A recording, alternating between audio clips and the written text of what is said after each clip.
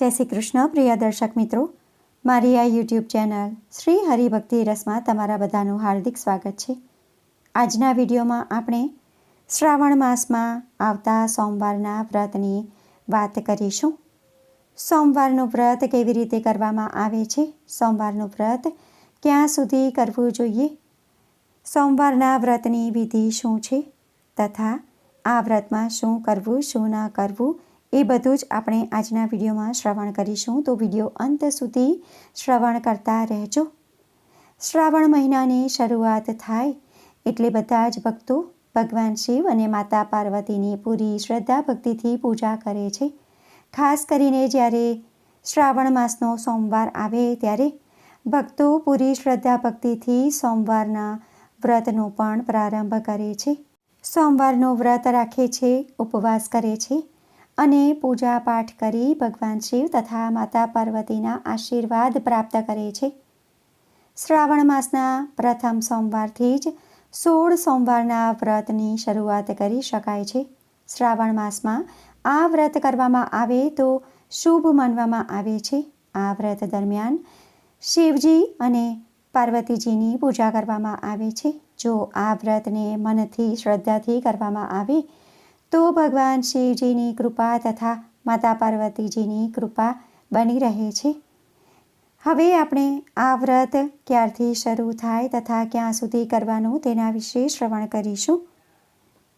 તો ભક્તો, શ્રાવણ માસના પ્રથમ સોમવારથી જ આ વ્રત શરૂ કરવાનું હોય છે। 16 સોમવાર સુધી આ વ્રત કરવું। પ્રથમ સોમવારે વિધિ વિધાનથી પૂરી શ્રદ્ધા ભક્તિથી જે રીતે ભગવાન ભોળાનાથ તથા માતા પાર્વતીજીની પૂજા કરે એ જ રીતે બધા સોમવારે પૂજા કરવાની હોય છે અને અંતિમ સોમવારે વ્રતનું ઉજવણું પણ કરવાનું હોય છે। આગળ આપણે વિડીયોમાં જાણીશું કે વ્રતની પૂજન વિધિ કેવી રીતે કરવી તથા ઉજવણું કેવી રીતે કરવું। હવે આપણે વિધિ શરૂ કરીએ। સોમવારનું વ્રત શ્રાવણ માસના પ્રથમ સોમવારથી જ કરવાનું હોય છે અને 16 સોમવાર સુધી આ વ્રત કરવું। દર સોમવારે મહાદેવજીના મંદિરે જઈને પૂજા કરવી। વ્રત કરનાર વ્યક્તિએ બ્રહ્મ મુહૂર્તમાં ઉઠી જવું। આખો દિવસ ઉપવાસ રાખવો। બ્રહ્મ મુહૂર્તમાં ઉઠીને પ્રથમ સ્નાનાદિ કાર્ય પતાવી સ્વચ્છ કપડાં પહેરવા। ત્યારબાદ સૂર્યદેવને અર્ઘ્ય આપવું તથા તમારા આખા ઘરને સ્વચ્છ કરવું અને ગંગા જળ છાંટીને પવિત્ર કરવું। ત્યારબાદ તમારા ઘરના આંગણાને પણ સાફ કરી રંગોળી પૂરવી। ત્યારબાદ તમારા પૂજા ઘરમાં જે રીતે નિત્યક્રમ કરતા હોય, પૂજા કરતા હોય એ રીતે પૂજા કરવી અને તમારા ઘરના નજીકમાં જો મહાદેવનું મંદિર હોય તો ત્યાં જઈને ભગવાન શિવ તથા માતા પાર્વતીની પૂજા કરવાની। સૌપ્રથમ શિવલિંગ પર ગંગાજળથી અભિષેક કરવો। ત્યારબાદ પંચામૃતથી સ્નાન કરાવવું। ત્યારબાદ ફરીથી શુદ્ધ જળથી સ્નાન કરાવવું। ત્યારબાદ મહાદેવને ચંદનનું તિલક કરવું। ત્યારબાદ અક્ષત, કંકુ, અબીર, ગુલાલ અને ફૂલો અર્પણ કરવા। મહાદેવને બિલ્વપત્ર અર્પણ કરવું અને મહાદેવની પૂજા કરતી વખતે તેમના મંત્રનો સતત જપ કરવો। તમારે ઓમ નમઃ શિવાય મંત્રનો જપ કરવો જોઈએ। ત્યારબાદ તમારે મહાદેવજીની આરતી કરવી અને ભોગમાં તમારે નાળિયેર, મીઠાઈ અને ફળોનો પ્રસાદ ધરાવવો। ત્યારબાદ તમારે થાળ ગાવો। માતા પાર્વતીજીની પણ આ જ રીતે તમારે પૂજા કરવી। માતા પાર્વતીને કંકુનું તિલક કરવું અને તેમને વસ્ત્રો અર્પણ કરવા। તેમને કંકુનું તિલક કરવું, અક્ષત, અબીર, ગુલાલ, સિંદૂર અને ફૂલો અર્પણ કરવા અને માતા પાર્વતીજીની પણ આરતી કરવી। તેમને પણ ભોગમાં પ્રસાદ ધરાવવો અને આરતી કરવી। ત્યારબાદ થાળ ગાવો અને માતા પાર્વતીના મંત્રોનો જપ કરવો।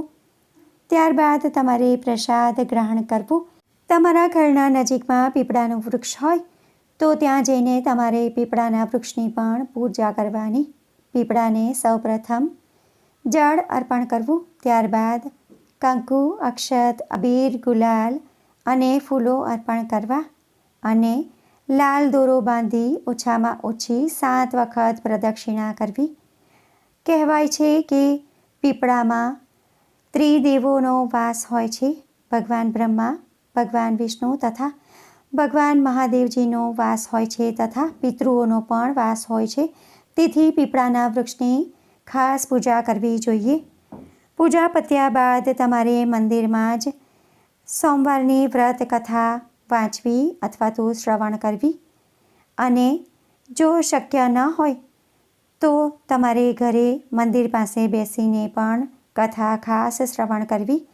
વ્રત કરી અને કથા શ્રવણ ન કરીએ તો વ્રત પૂર્ણ ગણાતું નથી. તેથી કથા ખાસ શ્રવણ કરવાની. વ્રતના દિવસે તમારે ઘઉંનો લોટ, ગોળ અને ઘી ભેળવીને લાડુ બનાવવું. એ લાડુ તમારે મહાદેવજીના મંદિરમાં પૂજા કરવા જાય ત્યારે મહાદેવજીને ભોગમાં પ્રસાદમાં લાડુ આપવું અને એક લાડુ તમારે પણ ગ્રહણ કરવું. તે દિવસે ફક્ત લાડુ જ તમારે ખાવું.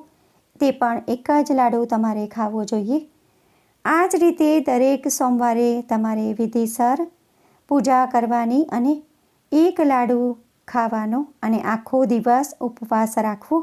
આખો દિવસ ભગવાનનું નામ જપ કરવું, શિવ ચાલીસાનો પાઠ કરવો અને આ જ રીતે પૂરી શ્રદ્ધા ભક્તિથી ભગવાનની આરતી કરવી, થાળ ગાવો. આ રીતે પૂરી શ્રદ્ધા ભક્તિથી જો તમે ભગવાનની પૂજા કરો છો અને ભગવાનનું ભજન કીર્તન કરો છો તો ભગવાનની કૃપા અવશ્ય તમારા પર રહે છે.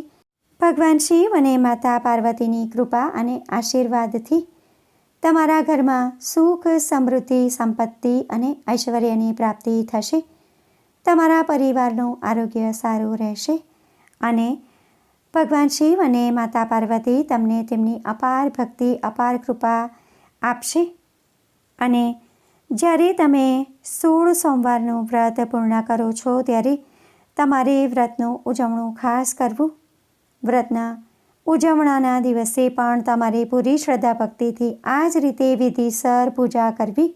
ઉજવણાના દિવસે પણ તમારે આ જ રીતે ઘઉંના લોટના લાડુ બનાવવા, પરંતુ તમારે તે દિવસે શેર ઘઉંના લોટના લાડુ બનાવવા અને તેમાંથી 4 ભાગ કરવા. એક લાડુ તમારે મહાદેવજીના મંદિરમાં ભોગ ધરાવવો. બીજો લાડુ તમારે નાના બાળકોમાં પ્રસાદ વહેંચી દેવો. ત્રીજો લાડુ તમારે મૂંગા પ્રાણીઓને ખવડાવી દેવો અને ચોથો લાડુ તમારે તમારા પરિવાર સાથે પ્રસાદ તરીકે ગ્રહણ કરવો. આ રીતે પૂરી શ્રદ્ધા ભક્તિથી તમારે વ્રત કરી અને ઉજવણું કરવું તો અવશ્ય ભગવાન શિવ અને માતા પાર્વતીના આશીર્વાદ તમારા પર રહેશે. ભગવાન શિવ ખૂબ જ પ્રસન્ન થશે અને તમારી બધી જ મનોકામનાઓ સિદ્ધ થશે. હવે આ દિવસે તમારે શું કરવું, શું ન કરવું તેના વિશે આપણે શ્રવણ કરીશું.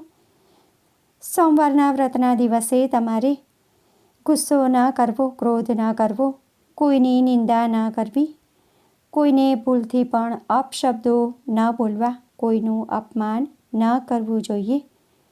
તમારે ઉપવાસ કરવો અને ઉપવાસમાં ભોજન ગ્રહણ ન કરવું અને ફક્ત લાડુ જ ખાવું. જો તમે આખો દિવસ ઉપવાસ ન કરી શકો તો ફળ અને દૂધ લઈ શકો છો.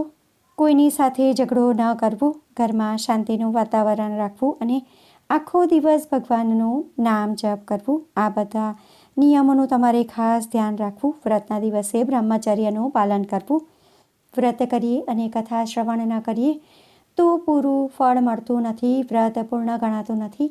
તેથી જો તમે વ્રત કરો છો તો આ કથા અવશ્ય શ્રવણ કરવી જોઈએ અને જો તમે વ્રત નથી કરતા તો પણ આ કથા શ્રવણ કરવાથી ભગવાન શિવ અને માતા પાર્વતીની અપાર કૃપા તમને પ્રાપ્ત થશે. તો હવે આપણે કથા શરૂ કરીએ. બોલો હર હર મહાદેવ. એક વખત ભગવાન શિવ અને માતા પાર્વતી સોગઠા રમવા બેઠા હતા, પરંતુ કોઈ હારતું નહોતું.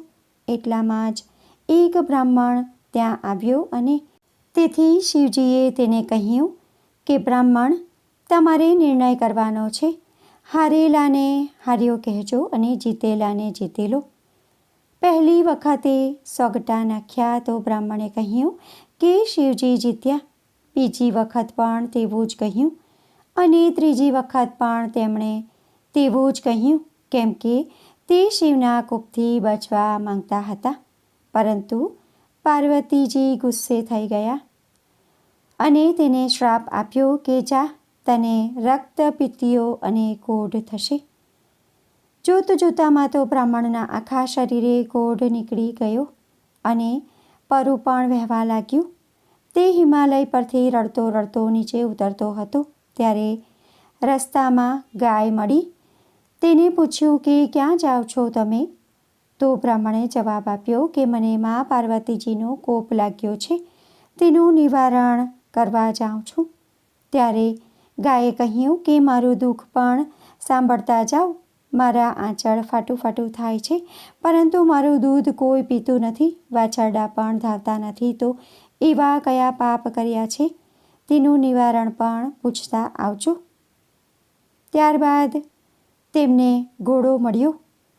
તેને પણ બ્રાહ્મણની વાત સાંભળી પોતાનું દુઃખ જણાવ્યું કે મારી પીઠ પર મોતીના પલાણ છે, પરંતુ મારી પર કોઈ સવારી કરતું નથી.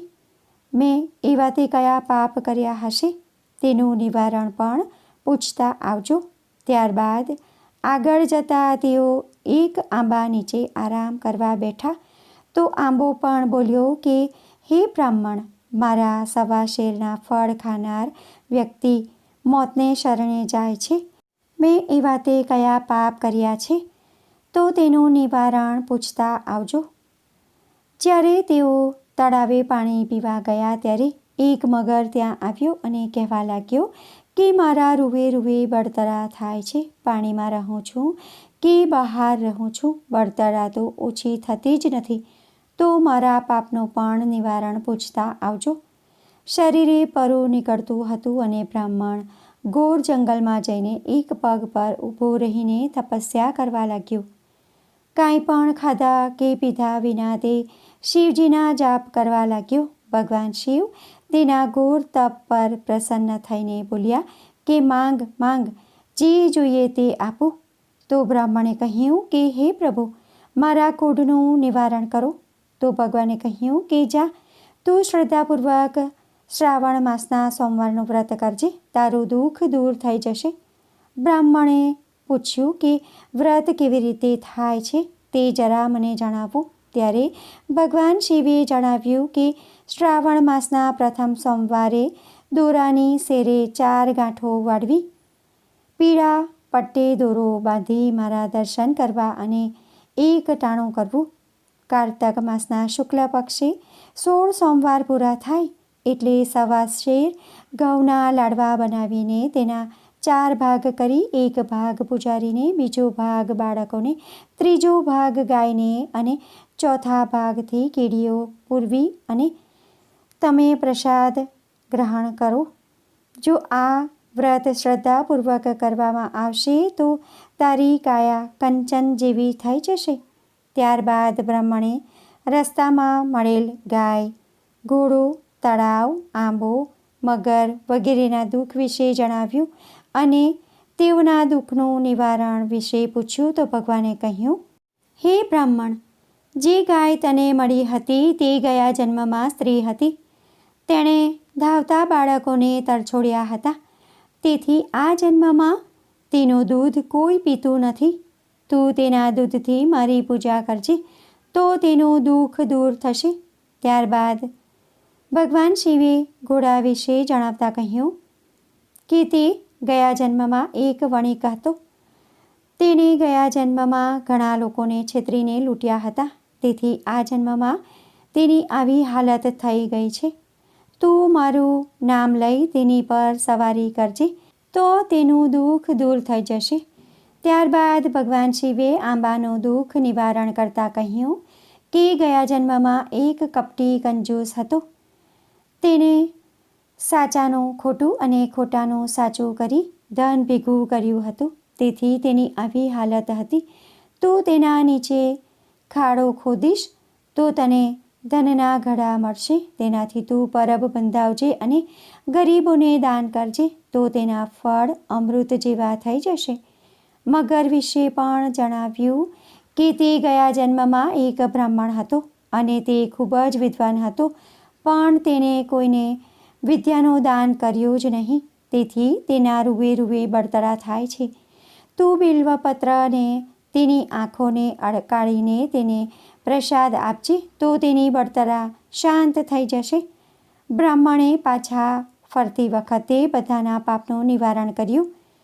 જે રીતે ભગવાન શિવે કહ્યું હતું તેમ જ કર્યું, તો તે બધાને તેમાંથી મુક્તિ મળી ગઈ અને શિવજીના કહ્યા પ્રમાણે તેણે 16 સોમવારોનું વ્રત કર્યું, તો તેને ફળ્યું અને તેનું દુઃખ પણ દૂર થઈ ગયું અને તેની કાયા ફરીથી કંચન જેવી થઈ ગઈ. આ રીતે 16 સોમવારનું વ્રત કરવાથી દરેકની મનોકામના પૂર્ણ થઈ જાય છે અને ભગવાન શિવ સદાય તેમની પર કૃપાયમાન રહે છે. ભગવાન શિવની કૃપા હંમેશા ભક્ત પર રહે છે. હે ભગવાન શિવ, તમે જેવા બ્રાહ્મણને ફળ્યા તેવા કથા વાંચનાર, લખનાર, સાંભળનાર, બોલનાર બધાને ફળજો. બોલો હર હર મહાદેવ. તો ભક્તો, આજના વિડીયોમાં આપણે 16 સોમવારની જે વ્રત કથા છે તેનું શ્રવણ કર્યું છે. આશા કરું છું કે પૂરી કથા તમે ધ્યાનથી શ્રવણ કરી હશે. તમે વ્રત કરતા હો કે ન કરતા હો, આ કથા તમારે અવશ્ય શ્રવણ કરવી જોઈએ. તેનાથી તમને અનેક ગણું પુણ્ય પ્રાપ્ત થશે. કથા પસંદ પડી હોય તો વિડીયોને લાઈક કરી બીજા લોકો સુધી વિડીયોનો પ્રચાર કરજો, જેથી બીજા લોકો પણ કથા શ્રવણ કરી શકે અને તે પુણ્યના પણ તમે ભાગીદાર થાવ. કોમેન્ટમાં હર હર મહાદેવ જરૂરથી લખજો. ચેનલ પર નવા છો તો ચેનલ શ્રી હરિભક્તિ રસને જરૂરથી સબસ્ક્રાઈબ કરી લેજો અને બાજુમાં ઘંટીનું નિશાન આવે તો એના પર પણ જરૂરથી ક્લિક કરજો, જેથી આવનારા વિડીયોની તમને જાણકારી મળતી રહે અને આવા જ અવનવા વિડીયો કથા તમે શ્રવણ કરતા રહો. ફરી મળીશું એક નવા વિડીયો સાથે. ત્યાં સુધી બધા ભક્તોને મારા જય શ્રી કૃષ્ણ. બોલો હર હર મહાદેવ. વિડીયો જોવા માટે ધન્યવાદ.